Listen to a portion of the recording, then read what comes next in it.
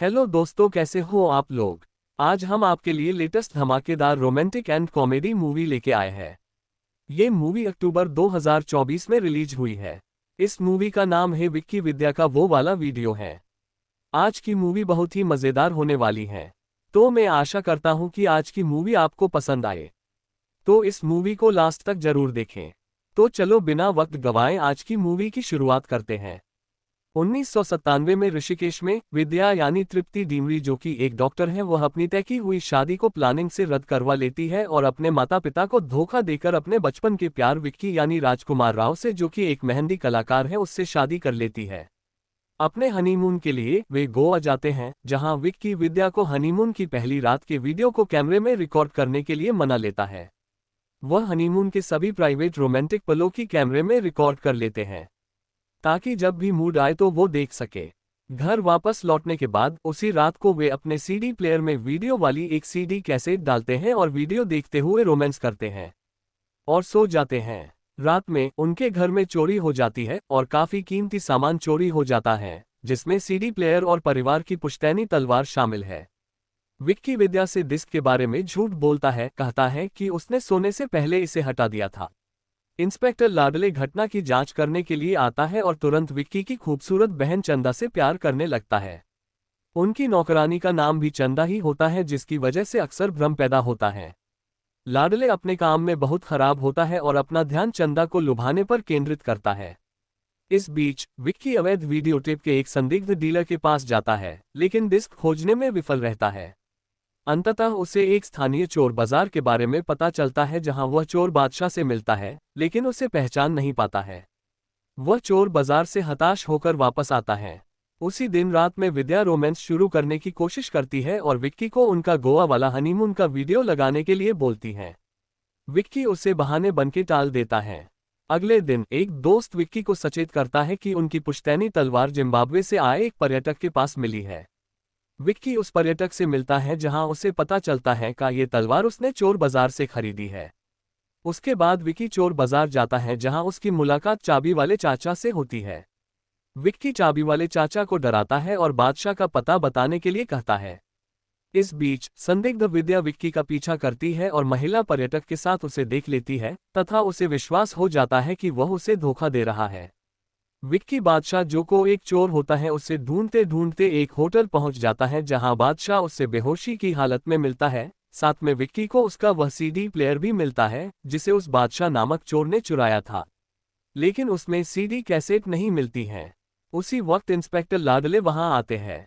उनके डर से विक्की खिड़की से नीचे उतर जाता है, लेकिन इंस्पेक्टर उसे देख लेता है और बादशाह की कत्ल के जुर्म में गिरफ्तार कर लेता है। जेल से भागने में चाबी वाले चाचा विक्की की मदद करते हैं। फिर अगले पल में विक्की घर जाता है और विद्या से माफी मांगने की कोशिश करता है, लेकिन वह रोते हुए विक्की से कहती है कि वह उससे फिर कभी बात न करे। दिल टूटा हुआ विक्की ट्रेन के सामने कूदकर आत्महत्या करने की कोशिश करता है, लेकिन विद्या उसे आखिरी क्षण में बचा लेती है और वे सुलह कर लेते हैं। साथ मिलकर उनकी खोई हुई सीडी कैसेट खोजने की कसम खाते हैं। बुलबुल दीदी विद्या को कॉल करके वीडियो के बारे में बताती है, लेकिन कॉल विक्की के दादा और बहन को भी सुनाई देती है। दोनों को लगता है कि सेक्स टेप में वे शामिल हैं। इस बीच बादशाह के ठीक होने की खबर सुनकर बुलबुल सुनील और शेट्टी को अस्पताल में उसे मारने के लिए भेजती है, जिससे बादशाह मुर्दाघर के अंदर छिप जाता है। विक्की और विद्या पैसे लेने के लिए उसके माता पिता के घर में घुस जाते हैं, लेकिन तिजोरी के अंदर केवल गुटखा का एक भंडार पाते हैं, जबकि चंदा लाडले को उसे 2 लाख देने के लिए मना लेती है। लाडले सहमत हो जाता है, लेकिन ब्लैकमेलर्स को पकड़ने के लिए उसके साथ आने की पेशकश करता है। विक्की और विद्या घर लौटते हैं और गलती से अपने दादा को सच्चाई बता देते हैं। उसके दादा और नौकरानी की मिलकर 2 लाख रुपयों को इंतजाम करते हैं और विक्की को दे देते हैं। बुलबुल, सुनील और शेट्टी फिरौती के पैसों के लिए कब्रिस्तान पहुंचते हैं। विक्की और विद्या भी पहुंचते हैं, साथ ही लाडले और चंदा भी पहुंचते हैं, लेकिन दोनों टीम एक दूसरे से अनजान होते हैं। आगे दिखाया जाता है कि क्रिस्टियानो डी कोस्टा यानी सीडी के लिए एक अंतिम संस्कार करने के लिए जुलूस आता है, जिसमें बादशाह क्रिस्टियानो डी कोस्टा के पैर के अंगूठे के नाम के टैग के कारण ताबूत के अंदर चला जाता है, लेकिन तभी एक अनाड़ी सुनील को ढकेल देता है और उसी वजह से सीडी उस कब्र में गिर जाती है, जिससे सभी लोग वहां पहुंच जाते हैं और मांग करते हैं कि क्रिस्टियानो डी कोस्टा यानी सीडी को खोदा जाए। इसी की चक्कर में बादशाह को होश आ जाता है और वो ताबूत से बाहर निकलता है, जिससे कि सभी लोग डर जाते हैं और भाग जाते हैं। तभी विक्की और विद्या डिस्क को प्राप्त कर लेते हैं। उसी वक्त लाडले बादशाह बुलबुल, सुनील और शेट्टी को गिरफ्तार करके ले जाता है।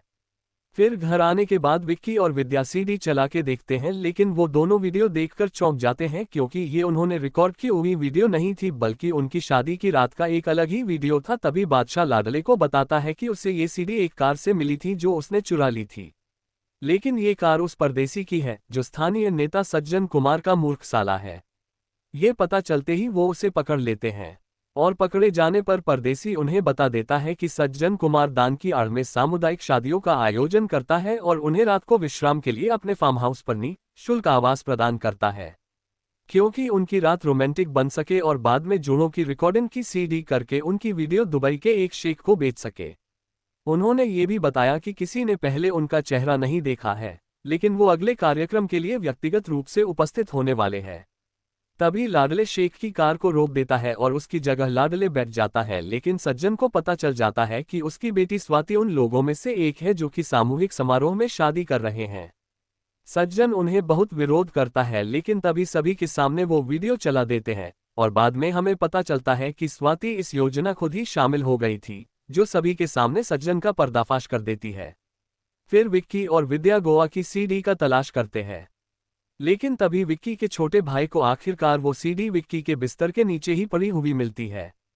फिर हमें ये पता चलता है कि यह सीडी चोरी के दौरान सीडी प्लेयर से बाहर निकल गई थी, और जैसे ही विद्या इसे छीनने के लिए भागती है, तभी उस सीडी को वो बच्चा फेंक देता है और वो सीडी एक मिनी ट्रक पर गिर जाती है, जिससे वो धार्मिक गाने बजाते हुए और देवी दुर्गा की मूर्ति ले जा रहे थे, जिससे देखकर विक्की और विद्या बहुत डर जाते हैं और उस मिनी ट्रक का पीछा करते हैं, जो कि एक सीक्वल की ओर इशारा करता है, और मूवी यहीं पर खत्म हो जाती है।